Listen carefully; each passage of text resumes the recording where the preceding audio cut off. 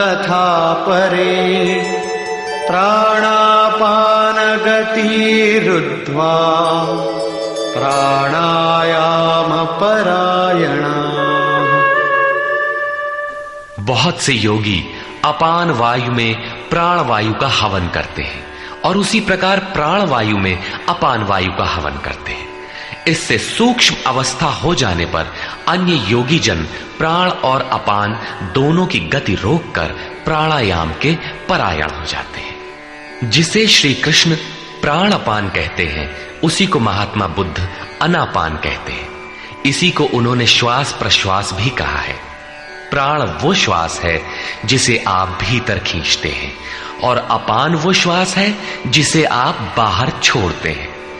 योगियों की अनुभूति है कि आप श्वास के साथ बाह्य वायुमंडल के संकल्प भी ग्रहण करते हैं और प्रश्वास में इसी प्रकार आंतरिक भले बुरे चिंतन की लहर फेंकते रहते हैं। बाह्य किसी संकल्प का ग्रहण न करना प्राण का हवन है तथा भीतर संकल्पों को न उठने देना अपान का हवन है।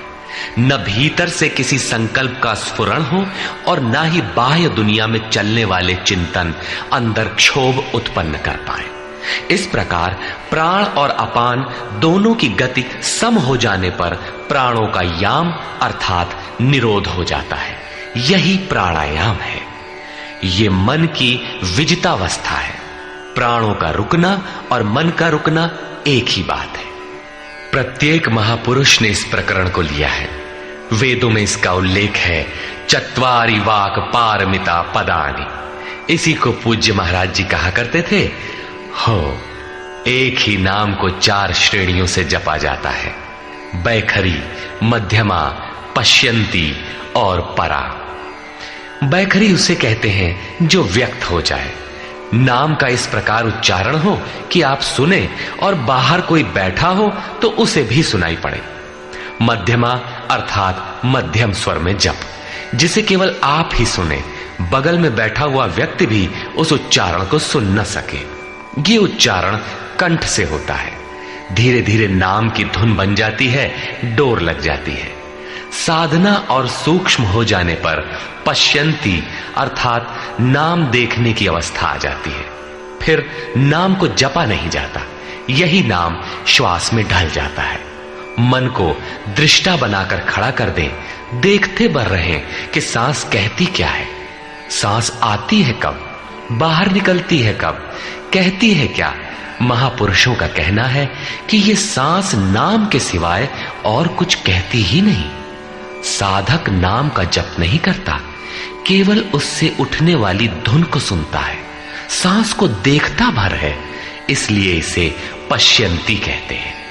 पश्यंती में मन को दृष्टा के रूप में खड़ा करना पड़ता है, किंतु साधन और उन्नत हो जाने पर सुनना भी नहीं पड़ता। एक बार सुरत लगा भर दे, स्वतः सुनाई देगा। जपय न जपावे अपने से आवे, न स्वयं जपो न मन को सुनने के लिए बाध्य करो, और जप चलता रहे। इसी का नाम है अजपा। ऐसा नहीं कि जप प्रारंभ ही न करें और आ गई अजपा। यदि किसी ने जप नहीं प्रारंभ किया तो अजपा नाम की कोई वस्तु भी उसके पास नहीं होगी। अजपा का अर्थ है हम न जपें किंतु जाप हमारा साथ न छोड़े। एक बार सुरत का कांटा लगा भर दें तो जप प्रवाहित हो जाए और अनवरत चलता रहे। इस स्वाभाविक जप का नाम है अजपा और यही है परावाणी का जप। ये प्रकृति से परे तत्व परमात्मा में प्रवेश दिलाती है। इसके आगे वाणी में कोई परिवर्तन नहीं है। परम का दिग्दर्शन करा के उसी में विलीन हो जाती है, इसलिए इसे परा कहते हैं। मन श्वास के साथ जुड़ा है। जब श्वास पर दृष्टि है, श्वास में नाम ढल चुका है, भीतर से न तो किसी संकल्प का उत्थान है और न बाह्य वायुमंडल के संकल्प भीतर प्रवेश कर पाते हैं। यही मन पर विजय की अवस्था है। इसी के साथ यज्ञ का परिणाम निकल आता है। अपरे नियताहाराः प्राणान् प्राणेषु जुह्वति सर्वेप्येते यज्ञविदो यज्ञक्षपितकल्मषाः। दूसरे नियमित आहार करने वाले प्राण को प्राणों में ही हवन करते हैं। पूज्य महाराज जी कहा करते थे कि योगी का आहार दृढ़, आसन दृढ़ और निद्रा दृढ़ होनी चाहिए। आहार विहार पर नियंत्रण बहुत आवश्यक है। ऐसे अनेक योगी प्राण को प्राण में ही हवन कर देते हैं, अर्थात श्वास लेने पर ही ध्यान केंद्रित रखते हैं, प्रश्वास पर ध्यान नहीं देते। सांस आई तो सुना ओम, पुनः सांस आई तो ओम सुनते रहे। इस प्रकार यज्ञों द्वारा नष्ट पाप वाले ये सभी पुरुष यज्ञ के जानकार हैं। इन निर्दिष्ट विधियों में से यदि कहीं से भी करते हैं तो वे सभी यज्ञ के ज्ञाता हैं। अब यज्ञ का परिणाम बताते हैं।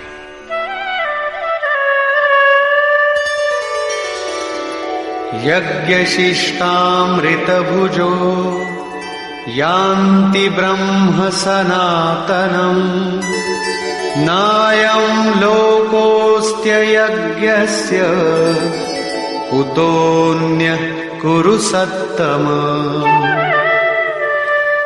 कुरुश्रेष्ठ अर्जुन, यज्ञ शिष्टामृत भुज, यज्ञ जिसकी सृष्टि करता है, जिसे अवशेष छोड़ता है, वो है अमृत। उसकी प्रत्यक्ष जानकारी ज्ञान है। उस ज्ञानामृत को भोगने अर्थात प्राप्त करने वाले योगी जन यान्ति ब्रह्म सनातनम, शाश्वत सनातन पर ब्रह्म को प्राप्त होते हैं। यज्ञ कोई ऐसी वस्तु है जो पूर्ण होते ही सनातन पर ब्रह्म में प्रवेश दिला देती है। यज्ञ न करें तो आपत्ति क्या है? श्री कृष्ण कहते हैं कि यज्ञ रहित पुरुष को पुनः ये मनुष्य लोक अर्थात मानव शरीर भी सुलभ नहीं होता, फिर अन्य लोग कैसे सुखदायी होंगे? उसके लिए तो तिर्यक योनियां सुरक्षित हैं, इससे अधिक कुछ नहीं। अतः यज्ञ करना मनुष्य मात्र के लिए नितांत आवश्यक है।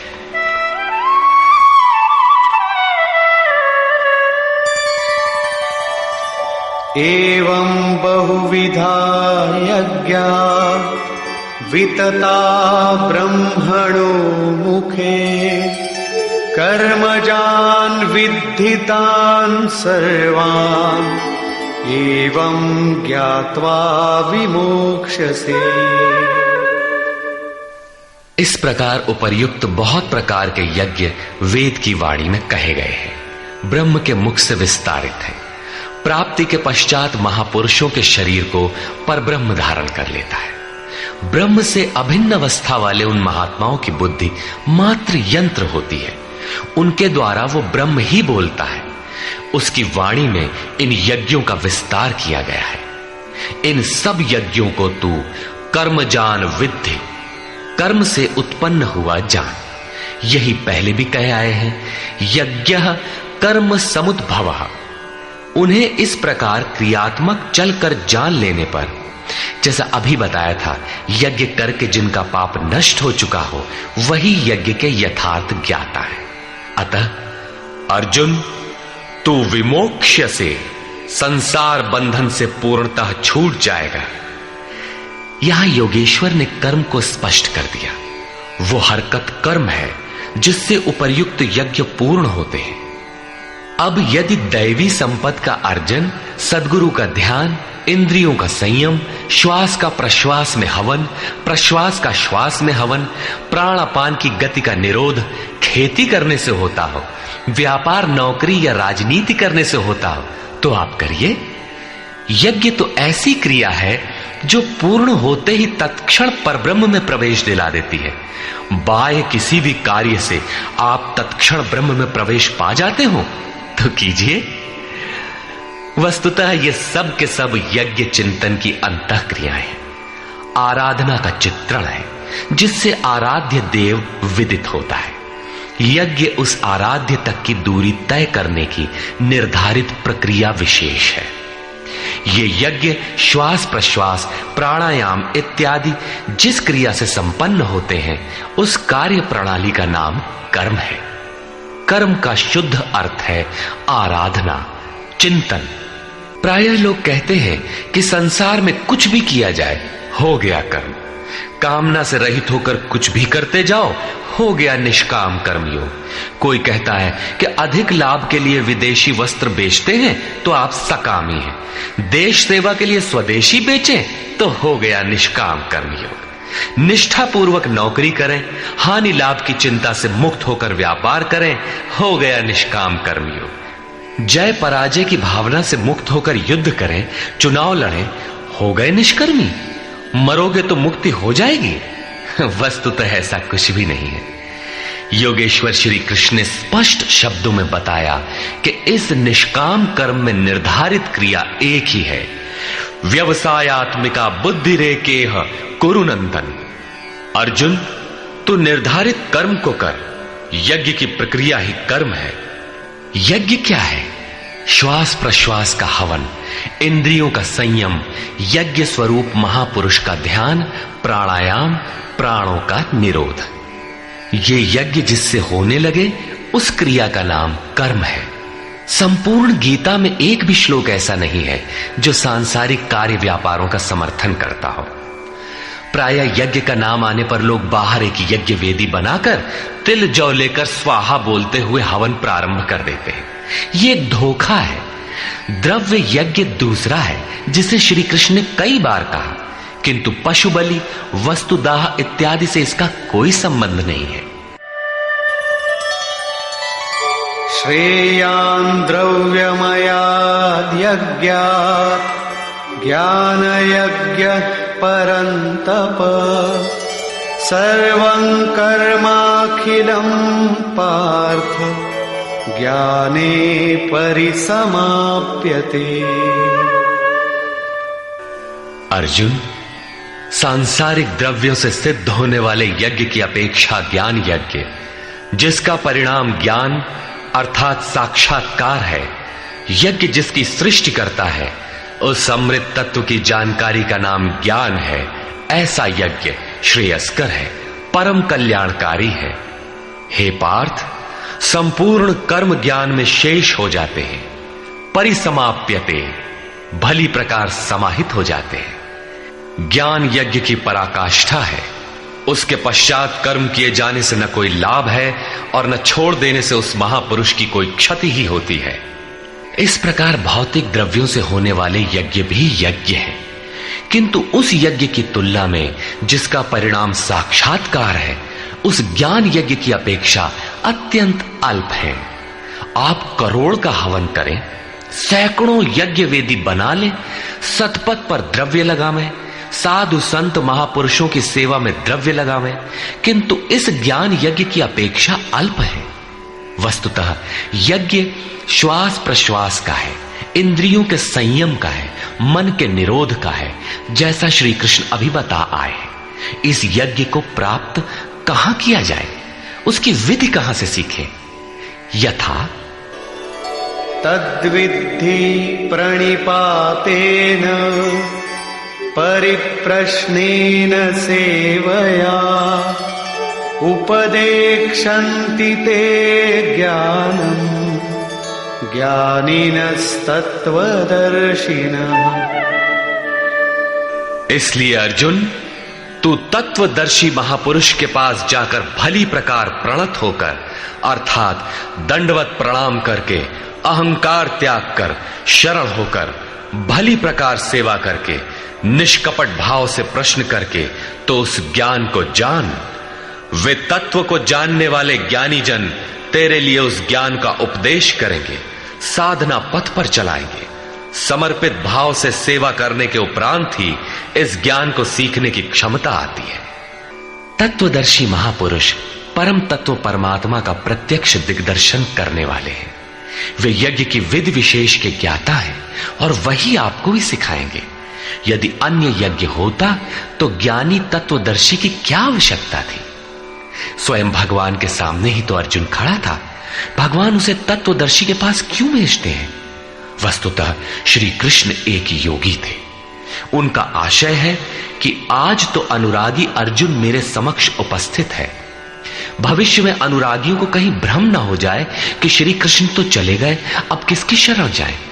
इसलिए उन्होंने स्पष्ट किया कि तत्वदर्शी के पास जाओ, वे ज्ञानी जन तुझे उपदेश देंगे और यज्ञात्वा न पुनर्मोहम् एवं यास्यसि पांडव येन भूतान्यशेषेण द्रक्ष्यस्यात्मन्यथो मयि। उस ज्ञान को उनके द्वारा समझकर तू इस प्रकार फिर कभी मोह को प्राप्त नहीं होगा। उनसे दी गई जानकारी के द्वारा उस पर चलते हुए तू अपनी आत्मा के अंतर्गत संपूर्ण भूतों को देखेगा, अर्थात सभी प्राणियों में इसी आत्मा का प्रसार देखेगा। जब सर्वत्र एक ही आत्मा के प्रसार को देखने की क्षमता आ जाएगी, उसके पश्चात तू मुझ में प्रवेश करेगा। अतः उस परमात्मा को पाने का साधन तत्व स्थित महापुरुष के द्वारा है। ज्ञान के संबंध में, धर्म और शाश्वत सत्य के संबंध में श्री कृष्ण के अनुसार किसी तत्वदर्शी से ही पूछने का विधान है।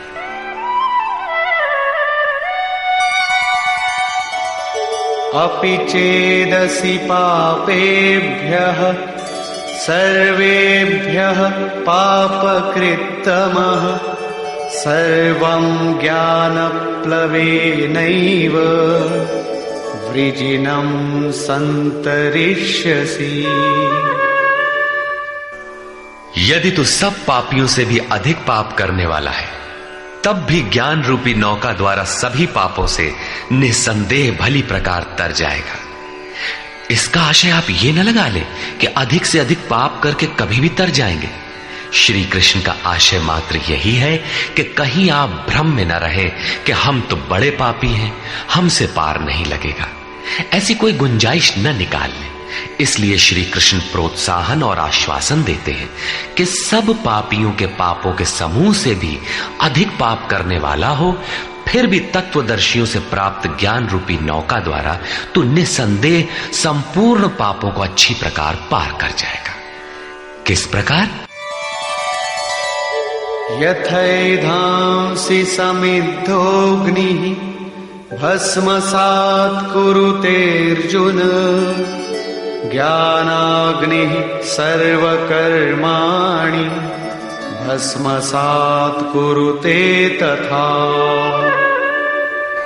अर्जुन, जिस प्रकार प्रज्वलित अग्नि ईंधन को भस्म कर देता है, ठीक उसी प्रकार ज्ञान रूपी अग्नि संपूर्ण कर्मों को भस्म कर देता है। यह ज्ञान की प्रवेशिका नहीं है जहां से यज्ञ में प्रवेश मिलता है, वरन यह ज्ञान अर्थात साक्षात्कार की पराकाष्ठा का चित्रण है, जिसमें पहले विजातीय कर्म भस्म होते हैं और फिर प्राप्ति के साथ चिंतन कर्म भी उसी में विलय हो जाते हैं। जिसे पाना था पा लिया, अब आगे चिंतन कर किसे ढूंढे? ऐसा साक्षात्कार वाला ज्ञानी संपूर्ण शुभाशुभ कर्मों का अंत कर लेगा। वो साक्षात्कार होगा कहां? बाहर होगा अथवा भीतर? इस पर कहते हैं,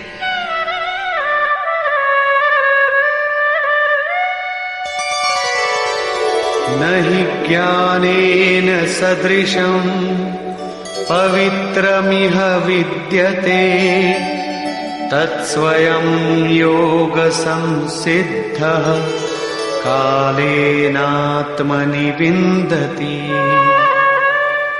इस संसार में ज्ञान के समान पवित्र करने वाला निसंदेह कुछ भी नहीं है। उस ज्ञान अर्थात साक्षात्कार को तू स्वयं, दूसरा नहीं, योग की परिपक्व अवस्था में, आरंभ में नहीं, अपनी आत्मा के अंतर्गत हृदय देश में ही अनुभव करेगा, बाहर नहीं। इस ज्ञान के लिए कौन सी योग्यताएं अपेक्षित हैं? योगेश्वर के ही शब्दों में, श्रद्धावान् लभते ज्ञानम् तत्परः संयतेन्द्रियः ज्ञानं लब्ध्वा परां शान्तिम् अचिरेणाधिगच्छति।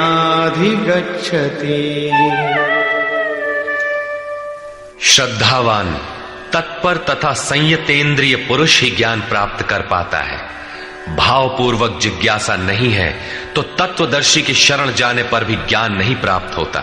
केवल श्रद्धा ही पर्याप्त नहीं है, श्रद्धावान शिथिल प्रयत्न भी हो सकता है।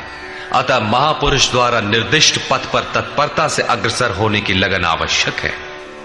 इसके साथ ही संपूर्ण इंद्रियों का संयम अनिवार्य है। जो वासनाओं से विरत नहीं है उसके लिए साक्षात्कार अर्थात ज्ञान की प्राप्ति कठिन है। केवल श्रद्धावान आचरणरत संयतेंद्रिय पुरुष ही ज्ञान प्राप्त करता है। ज्ञान को प्राप्त कर वो तत्क्षण परम शांति को प्राप्त हो जाता है, जिसके पश्चात कुछ भी पाना शेष नहीं रहता। और जहां श्रद्धा नहीं है, अज्ञश्चा श्रद्धानश्च संशयात्मा विनश्यति नायं लोकोऽस्ति न परो न सुखम संशयात्मनः। अज्ञानी जो यज्ञ के विधि विशेष से अनभिज्ञ है एवं श्रद्धा रहित तथा संशय युक्त पुरुष इस परमार्थ पथ से भ्रष्ट हो जाता है। उनमें भी संशय युक्त पुरुष के लिए न तो सुख है, न पुनः मनुष्य शरीर है और न परमात्मा ही। अतः तत्वदर्शी महापुरुष के पास जाकर इस पथ के संशयों का निवारण कर लेना चाहिए, अन्यथा वे वस्तु का परिचय कभी नहीं पाएंगे। फिर पाता कौन है?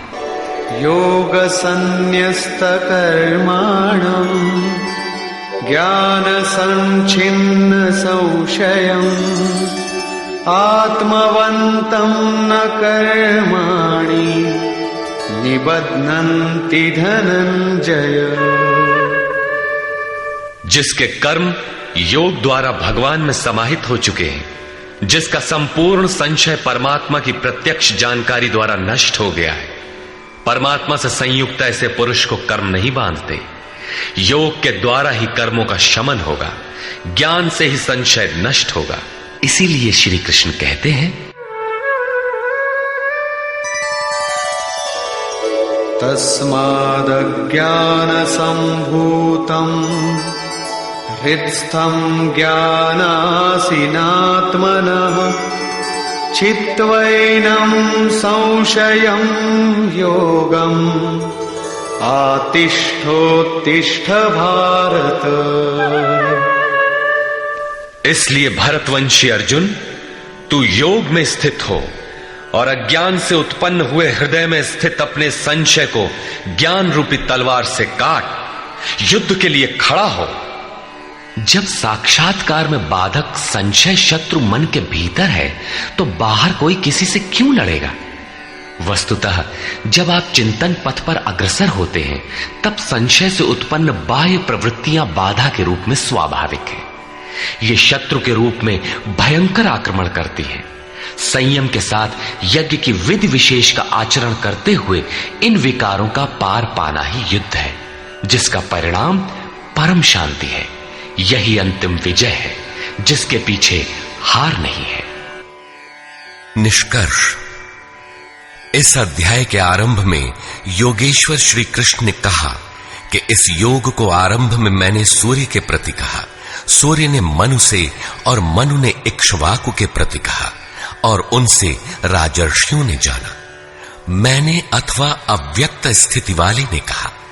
महापुरुष भी अव्यक्त स्वरूप वाला ही है, शरीर तो उसके रहने का मकान मात्र है। ऐसे महापुरुष की वाणी में परमात्मा ही प्रवाहित होता है। ऐसे किसी महापुरुष से योग सूर्य द्वारा संचारित होता है। उस परम प्रकाश रूप का प्रसार सुरा के अंतराल में होता है, इसलिए सूर्य के प्रति कहा। श्वास में संचारित होकर वे संस्कार रूप में आ गए। सुरा में संचित रहने पर समय आने पर वही मन में संकल्प बनकर आ जाता है। उसकी महत्ता समझने पर मन में उस वाक्य के प्रति इच्छा जागृत होती है और योग कार्य रूप ले लेता है। क्रमशः उत्थान करते करते यह योग रिद्धियों सिद्धियों की राजर्षित्व श्रेणी तक पहुंचने पर नष्ट होने की स्थिति में जा पहुंचता है। किंतु जो प्रिय भक्त हैं, अनन्य सखा हैं, उसे महापुरुष ही संभाल लेते हैं। अर्जुन के प्रश्न करने पर कि आपका जन्म तो अब हुआ है, योगेश्वर श्री कृष्ण ने बताया, अव्यक्त, अविनाशी, अजन्मा और संपूर्ण भूतों में प्रवाहित होने पर भी आत्म माया योग प्रक्रिया द्वारा अपनी त्रिगुणमयी प्रकृति को वश में करके मैं प्रकट होता हूं। प्रकट होकर करते क्या है?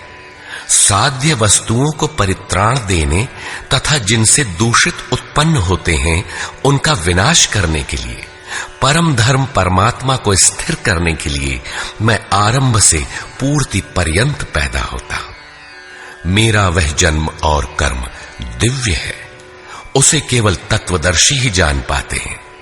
भगवान का आविर्भाव तो कलयुग की अवस्था में ही हो जाता है।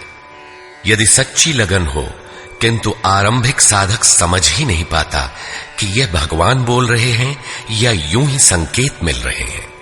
आकाश से कौन बोलता है? महाराज जी बताते थे कि जब भगवान कृपा करते हैं, आत्मा से रथी हो जाते हैं, तो खंबे से, वृक्ष से, पत्ते से, शून्य से, हर स्थान से बोलते और संभालते हैं। उत्थान होते होते जब परम तत्व परमात्मा विदित हो जाए, तभी स्पर्श के साथ ही वो स्पष्ट समझ पाता है।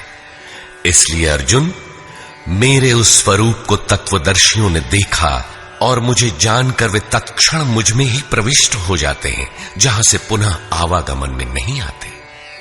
इस प्रकार उन्होंने भगवान के आविर्भाव की विधि को बताया कि वह किसी अनुरागी के हृदय में होता है, बाहर कदापि नहीं। श्री कृष्ण ने बताया, मुझे कर्म नहीं बांधते और इस स्तर से जो जानता है उसे भी कर्म नहीं बांधते। यही समझकर मुमुक्षु पुरुषों ने कर्म का आरंभ किया था कि उस स्तर से जानेंगे तो जैसे श्री कृष्ण, वैसा ही उस स्तर से जानने वाला वह पुरुष, और जान लेने पर वैसा ही वह मुमुक्ष अर्जुन।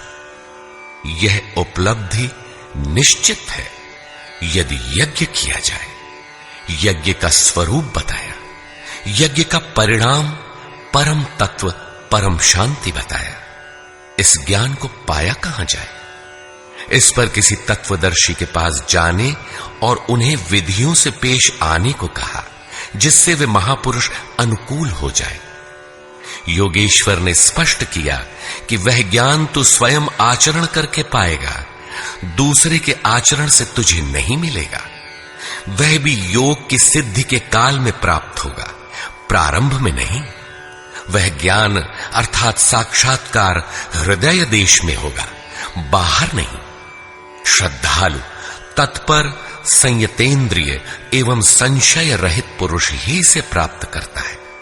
अतः हृदय में स्थित अपने संशय को वैराग्य की तलवार से काट। यह हृदय देश की लड़ाई है। बाह्य युद्ध से गीतोक्त युद्ध का कोई प्रयोजन नहीं है।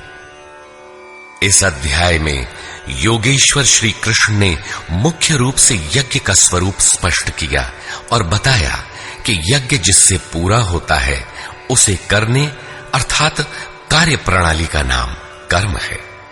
कर्म को भली प्रकार इसी अध्याय में स्पष्ट किया। अतः ओम तत्सदिति श्रीमद् भगवद गीता सूपनिषत्सु ब्रह्म विद्यायाम योग शास्त्रे श्री कृष्णा अर्जुन संवादे यज्ञ कर्म स्पष्टीकरण नाम चतुर्थो अध्याय। इस प्रकार स्वामी अड़गड़ानंद कृत श्रीमद् भगवद गीता के भाष्य यथार्थ गीता का चौथा अध्याय